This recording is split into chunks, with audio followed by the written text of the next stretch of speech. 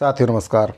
अनियमित संविदा, दैनिक वेतनभोगी, श्रमायुक्त दर श्रमिक, आउटसोर्स प्लेसमेंट और ठेका कर्मचारियों से संबंधित इस वक्त की बहुत ही महत्वपूर्ण जानकारी प्राप्त हो रही है।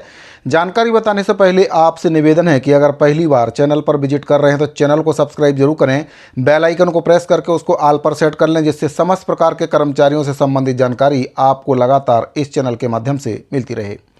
साथियों, पिछले वीडियो में मैंने आपको अनियमित कर्मचारियों के प्रकार के बारे में जानकारी दी थी कि कितने प्रकार के अनियमित कर्मचारी होते हैं, जिसमें सभी प्रकारों को अगर मिला लिया जाए तो 30 प्रकार के अनियमित कर्मचारी होते हैं, जिसमें आपके आउटसोर्स, संविदा, ठेका, श्रमायुक्त दर श्रमिक, कलेक्टर दर के कर्मचारी और दैनिक वेतनभोगी जो कर्मचारी हैं उनके बारे में मैंने आपको जानकारी दी थी।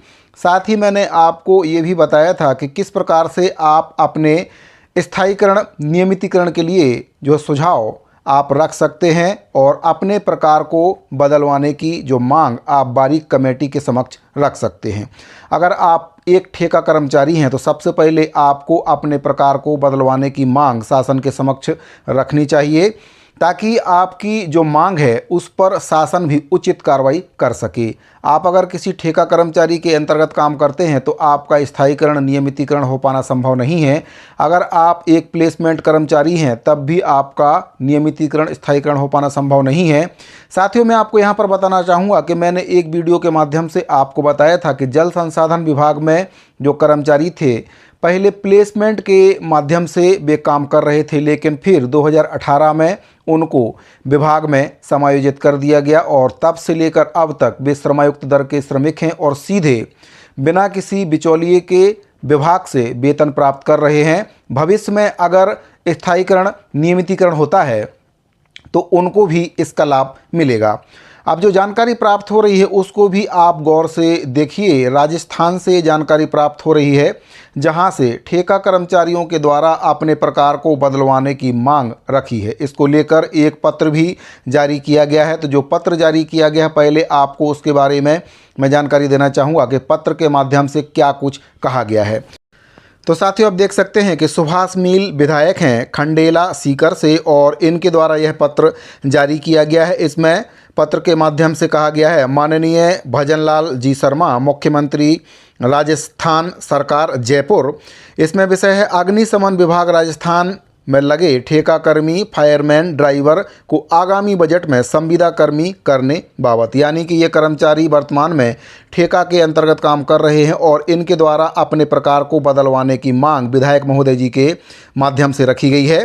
पत्र में कहा गया है कि उपरोक्त विषय अंतर्गत निवेदन है कि अग्निशमन विभाग राजस्थान में काम करने वाले फायरमैन, ड्राइवर शामिल हैं जो अपने कर्तव्यों का निर्वहन करते हुए अपनी जान जोखिम में डालते हैं।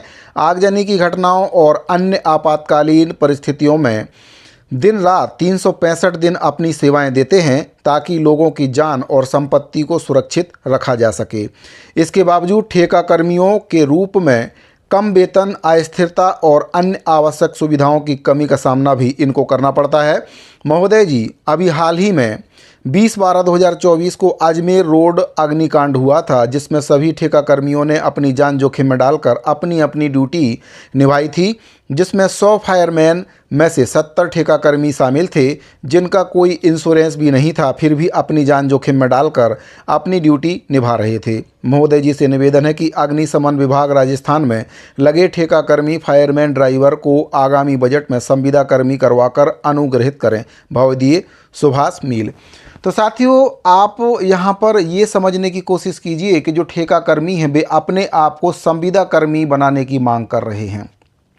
अगर एक बार वे संविदा कर्मी बन जाते हैं, राज्य शासन के पूर्णकालीन संविदा कर्मी अगर इन ठेका कर्मचारियों को बना दिया जाता है तो भविष्य में इनको भी नियमितीकरण, स्थायीकरण का लाभ मिलना तय है। राजस्थान में नियमितीकरण और स्थायीकरण को लेकर कॉन्ट्रेक्चुअल सिविल पोस्ट हायरिंग जो रूल बना हुआ है उसके अंतर्गत जो संविदा कर्मी हैं अब उनको स्थायीकरण वहां पर कर दिया गया है। तो ये पत्र राजस्थान से जारी किया गया है, जहां पर अग्निशमन विभाग के अंतर्गत जो ठेका कर्मी हैं उनके द्वारा विधायक महोदय जी के माध्यम से संविदा कर्मी बनाने की मांग की गई है। अगर वे एक बार संविदा कर्मी बन जाते हैं तो राजस्थान में जो स्थायीकरण योजना लाई गई है वहाँ पर संविदा कर्मचारियों के लिए उसमें उनको शामिल किया जा सकता है और फिर वे स्थायीकरण के लिए पात्र होंगे। उसी प्रकार से अगर आप भी अपने प्रकार में बदलाव की मांग शासन के समक्ष करते हैं तो आप ऐसे प्रकार की मांग कीजिए जिसके लिए आप एलिजिबल हैं और आगे चलकर आपका स्थायीकरण नियमितीकरण उस प्रकार में हो सके। इसके लिए आप बारीक कमेटी में भी अपनी मांग रख सकते हैं, लेकिन उसके लिए सबसे पहले आपके संगठन के जो पदाधिकारी हैं उनको बारीक कमेटी में शामिल होना काफ़ी ज़रूरी है। साथियों, जब तक आप बारीक कमेटी में शामिल नहीं होंगे आप अपनी मांग को कैसे रखेंगे।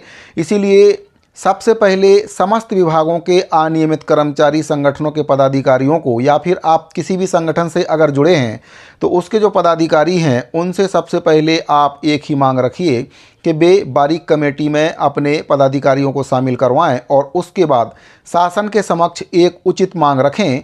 और अगर आप किसी ऐसे प्रकार में हैं जिसका नियमितीकरण या स्थायीकरण अभी तक किसी भी स्टेट की गवर्नमेंट में नहीं हो पाया है तो सबसे पहले आपको अपने प्रकार को बदलवाने की मांग शासन के समक्ष रखनी पड़ेगी। जैसा कि आपको मैंने पिछले वीडियो के माध्यम से बताया था, सभी 30 प्रकार के अनियमित कर्मचारियों के बारे में मैंने आपको बताया था कि किस प्रकार के कर्मचारियों के लिए कोर्ट के द्वारा क्या कुछ डिसीजन दिया गया है। उमा देवी प्रकरण के बारे में भी मैंने आपको बताया था कि किस प्रकार के कर्मचारियों के लिए वह जो कोर्ट का आदेश है दिया गया था। संविदा कर्मचारियों का भी मैंने बताया था, दैनिक वेतनभोगी कर्मचारियों का भी मैंने आपको बताया है कि किस प्रकार के दैनिक वेतनभोगी कर्मचारियों के स्थायीकरण और नियमितीकरण के लिए आदेश कोर्ट के द्वारा दिए गए हैं। मध्य प्रदेश में भी जो आदेश स्थायीकरण का दिया गया उसके बारे में भी मैंने पूरी जानकारी आपको वीडियो के माध्यम से दी थी।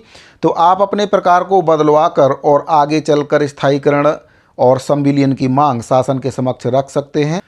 तो साथियों, सबसे पहले आपको अपने प्रकार के बारे में जानने की और उस प्रकार को बदलवाने की ज़रूरत है, तभी आप नियमितीकरण और स्थायीकरण के लिए पात्र हो सकते हैं।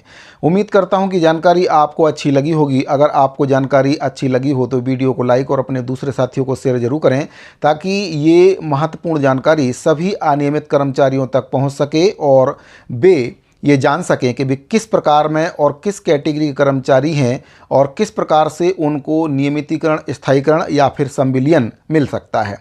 साथियों, अगर आपको जानकारी अच्छी लगी हो तो वीडियो को लाइक और अपने अन्य साथियों को शेयर जरूर करें। इस वीडियो फिलहाल इतना ही, मिलते हैं अगले वीडियो में। धन्यवाद।